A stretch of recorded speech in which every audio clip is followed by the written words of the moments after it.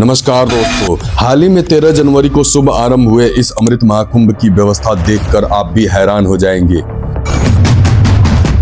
45 दिनों के इस महाकुंभ में देश विदेश से कुल 40 करोड़ लोगों की आने की संभावना है। व्यवस्था इतनी है कि सुरक्षा के लिए हिंदुस्तान टाइम्स ऑफ रिपोर्ट के अनुसार 50,000 से अधिक पुलिसकर्मी, 10,000 से अधिक सफाई कर्मी और यहां तक कि 2700 से अधिक हाईटेक ड्रोन कैमरों की व्यवस्था की गई है। टाइम्स ऑफ इंडिया के रिपोर्ट के अनुसार इस महाकुंभ आयोजन पर यूपी गवर्नमेंट ने लगभग 5,000 करोड़ रुपए खर्च किए हैं, जो अब तक के इसे सबसे बड़े और भव्य आयोजन में से एक बनाता है। तो आइए जानते हैं इस महाकुंभ से यूपी गवर्नमेंट को कितना फायदा और देश की इकोनॉमी में कितना ग्रोथ देखने को मिलेगा। वीडियो प्रारंभ करने से पहले आपको बता दें कि जो भी जानकारी ली गई है वो किसी न किसी न्यूज आर्टिकल से लिया गया है। इसमें अपने तरफ से कोई भी चीजें नहीं बनाई गई हैं। वैसे तो देखा जाए तो कुंभ 4 प्रकार के होते हैं: कुंभ, अर्धकुंभ, पूर्ण कुंभ, महाकुंभ। ये कुंभ मेला 4 तीर्थ स्थलों प्रयागराज, हरिद्वार, उज्जैन और नासिक में बारी बारी से आयोजित किया जाता है। अर्धकुंभ हर 6 वर्षों में केवल प्रयागराज और हरिद्वार में आयोजित किया जाता है और पूर्ण कुंभ 12 वर्षों के अंतराल पर आयोजित किया जाता है और चारों तीर्थ स्थलों पर बारी बारी इसकी मेजबानी की जाती है। 13 जनवरी से प्रारंभ कुंभ एक पूर्ण कुंभ ही नहीं बल्कि एक महाकुंभ है, क्योंकि यह कुंभ 144 वर्षों बाद और 12 पूर्ण कुंभों के बाद एक बार आता है, जो इस समय प्रयागराज में 45 दिनों के लिए आयोजित हो रहा है।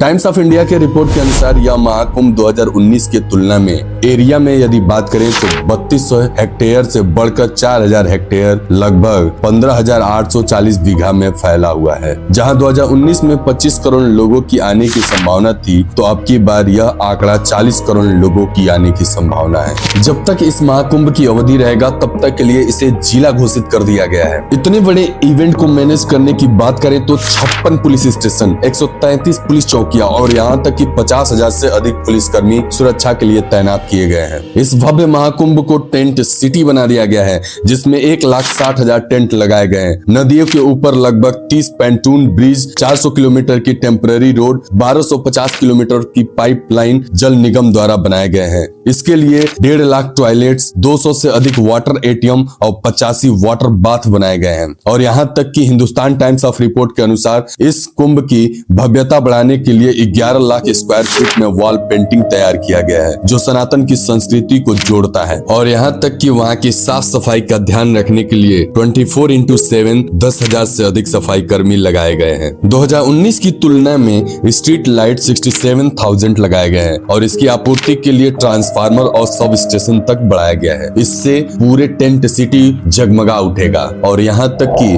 उसकी भव्यता और भी ज्यादा बढ़ जाएगी। पूरे देश में ट्रेवलिंग के लिए 13,000 ट्रेनें दौड़ाई गई हैं, जिसमें 3,000 स्पेशल ट्रेनें कुंभ के लिए चलाई जाएंगी। 7,000 रोडवेज बसेस, 550 शटल बसेस इस पूरे प्रदेश में दौड़ाई गई हैं, जिससे आसानी से लोग एक जगह से दूसरी जगह आ जा सके, उन्हें किसी भी प्रकार की दिक्कतों का सामना ट्रेवलिंग में न करना पड़े। अब सवाल ये है कि इससे यूपी गवर्नमेंट को किस प्रकार से फायदा होगा। तो आपको बता दें कि सबसे पहला पॉइंट है तो वो है जीएसटी, क्योंकि 40 करोड़ लोग यूपी में आएंगे और जिन भी चीजों पर वो पैसा खर्च करेंगे, जैसे कि रहने के लिए होटल, खाने के लिए रेस्टोरेंट, इन सभी पर सरकार जीएसटी के रूप में इन दिनों में पैसे कमाएगी। पॉइंट नंबर 2 की यदि हम बात करें तो सरकार की जो लैंड है वहाँ की लीज पर दी जाएगी, जिस पर कंपनियों के होर्डिंग्स लगेंगे, स्टॉल्स लगेंगे और साथ साथ ट्रांसपोर्टेशन से, पार्किंग फीस से, रेलवे टिकट और इस बीच एयरलाइंस की टिकटों में बढ़ोतरी देखने को मिलेगा, क्योंकि सब के सब इस समय फुल चलेंगी। जो भी व्यक्ति उस एरिया में कुछ भी बेचेगा उसे परमिट लेना होगा, जिसमें फूड लाइसेंस, वेंडर परमिट आदि से गवर्नमेंट को फायदा होगा। अब इस बीच जो भी यात्री देश के कोने कोने से आए हुए हैं या अन्य देश से आए हुए होंगे, वो कहीं न कहीं काशी, मथुरा, वृंदावन, अयोध्या जैसे प्लेसेस पर जाना प्रीफर करेंगे, जिससे टूरिज्म और जीएसटी के रूप में सरकार को फायदा होगा। यहाँ तक कि इसके साथ साथ स्ट्रीट फूड वेंडर्स जैसे चाय, समोसे, पकौड़े आदि की दुकानें बहुत ही ज्यादा इस बीच चलेंगी। यहाँ तक कि रिक्शा, टेम्पो, प्रसाद, फोटो, रिलीजियस बुक, माला, यहाँ तक कि जितनी भी छोटी मोटी दुकानें हैं इस बीच खूब चलेंगी, जिससे इनके कमाई में ज्यादा से ज्यादा बढ़ोतरी देखने को मिलेगा और इस प्रकार से गवर्नमेंट को कहीं न कहीं फायदा देखने को मिलेगा। यात्री भारत के कोने कोने से आएंगे, उनके रहने के लिए टेंट हाउस तक बनाया गया है, जिसकी मिनिमम किराया भी रखा गया है और उसी में कुछ लग्जरियस भी है, जिसका एक रात का किराया 10,000 से लेकर 1 लाख रुपए तक का है। इस प्रकार से यूपी गवर्नमेंट को 25,000 करोड़ का फायदा होगा और साथ साथ 2 लाख करोड़ की इकोनॉमी में ग्रोथ देखने को मिलेगा।